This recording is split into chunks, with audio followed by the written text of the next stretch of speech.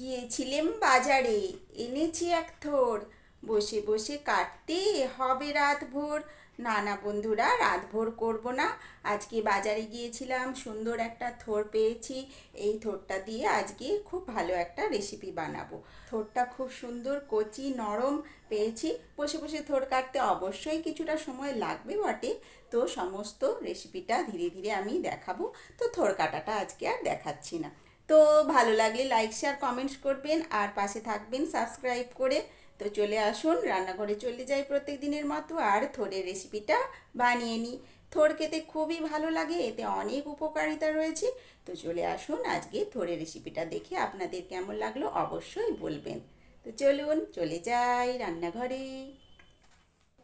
Deepa's thought spicy হটে সবাইকে স্বাগত জানিয়ে রেসিপি শুরুই করে দিয়েছি। আর এখানে দেখে নিন, থোড়টাকে সুন্দরভাবে কেটে নিয়েছি। থোড়টা গোল গোল করে কেটেছি, খুবই পাতলা করে, আর যে সুতোগুলো থাকে সেগুলো বাদ করে দিয়েছি। তারপর আলু ভাজার মতো যতটা সম্ভব সরু করে পারা যায় আমি সরু সরু করে কেটে নিয়েছি। দেখেছেন, একেবারে সরু। এই যতটা সরু হবে, পাতলা করে কাটা যাবে, তত থোড়টা সেদ্ধ হতে সুবিধে হবে। তো আমি এইভাবে থোড়ের যে এই খোসাটা রয়েছে, এই তার মধ্যে দেখতে ভালো লাগবে বলে একটু সাজিয়ে নিয়েছি, এভাবে রেখে দিয়েছি পাশে।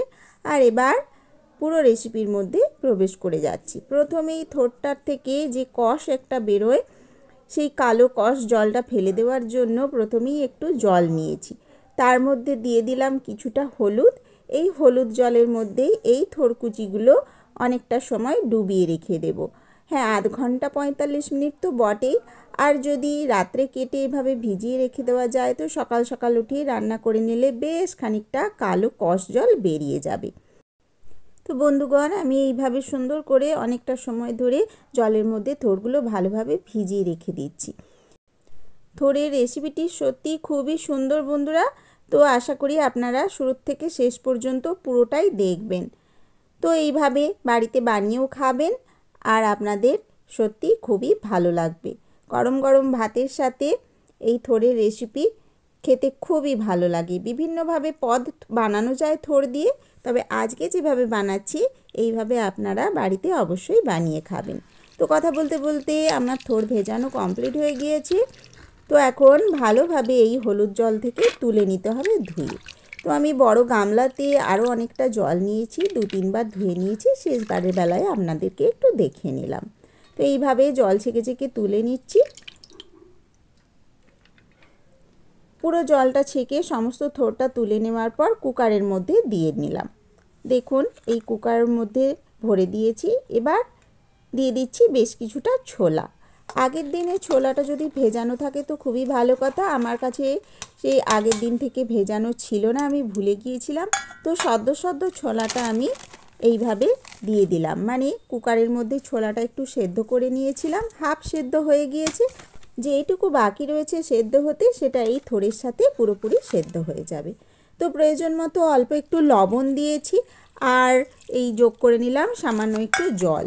থোড় থেকে জল বেরোবে, এই লবণ আর হলুদের সংস্পর্শে যেইটুকু জল বেরোবে আর অল্প যে সামান্য জল, তাতে কুকারে সিটি ফেললে সেদ্ধ হয়ে যাবে। তো আমি 4-5টা সিটি দিয়ে নিলাম। আর যতক্ষণ না একটু ভেপারটা নিচের থেকে কমে যায়, ততক্ষণ আমি এই কুকারের মধ্যেই রেখে দেব।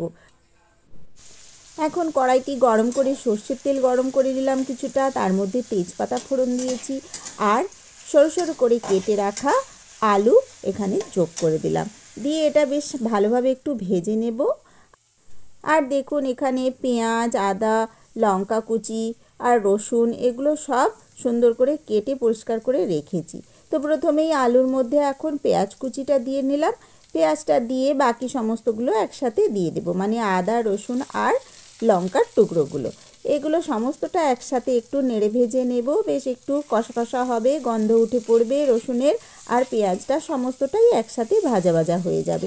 আলুটাও আগে বেশি ভাজলাম না, এই সমস্ত মশলাগুলোর সাথেই ভালোভাবে ভাজা হয়ে যাবে। তো এই পাশে এটা হতে থাক, ততক্ষণ আমি কুকার থেকে ওই সমস্ত থোড় ছোলাটা আমি বের করে একটু জল ঝারিয়ে নেব।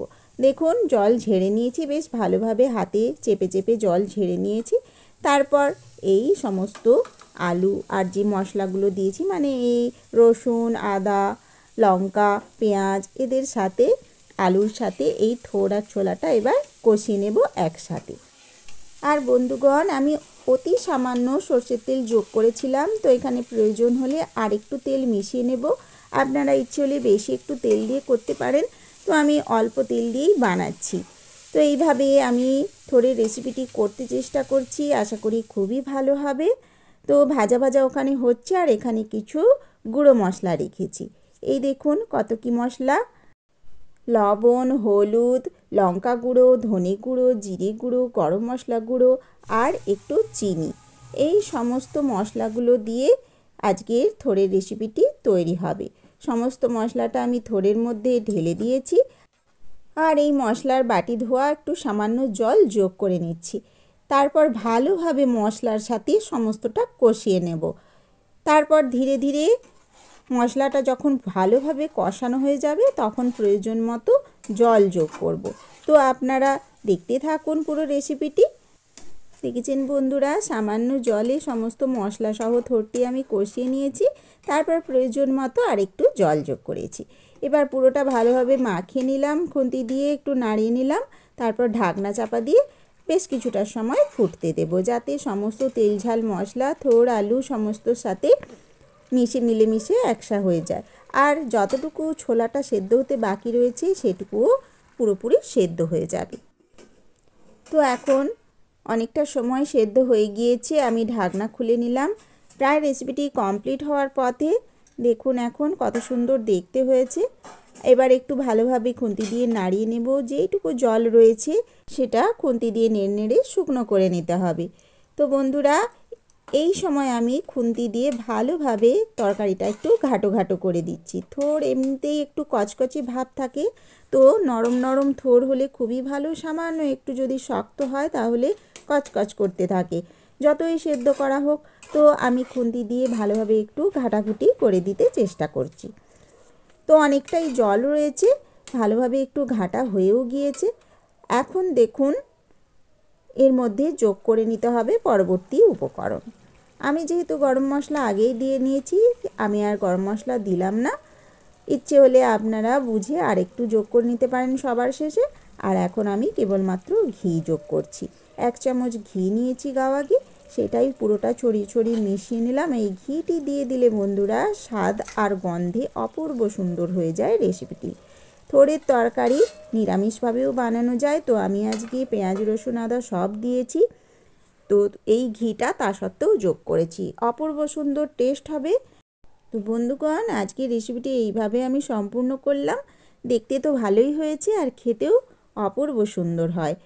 তো বন্ধুগণ, আজকের রেসিপি আপনাদের দেখে কেমন লাগলো, কতটা ভালো লাগলো অবশ্যই আমায় জানিয়ে দেবেন। আর আপনাদের মূল্যবান সময় আমার এই ভিডিও দেখতে দিয়েছেন বলে সবাইকে অসংখ্য ধন্যবাদ। তো সম্পূর্ণ রেসিপিটি দেখে নিন। আজকের মতো আমি টাটা করে দিলাম। আবার নতুন এক রেসিপি নিয়ে আবার হাজির হয়ে যাব পরের দিন। ততক্ষণ সবাই ভালো থাকবেন, সবাই সুস্থ থাকবেন। আর বন্ধুরা, সবশেষে বলে নিই, এই যে দেখুন সমস্ত জলটা শুকিয়ে যাওয়ার পর খুন্তি দিয়ে নেড়ে নেড়ে সম্পূর্ণ করে নিলাম আর ঢাকনা চাপা দিয়ে খাওয়ার পর্যন্ত রেখে দিলাম। তো আজকের রেসিপি কেমন লাগলো অবশ্যই জানাবেন। ধন্যবাদ।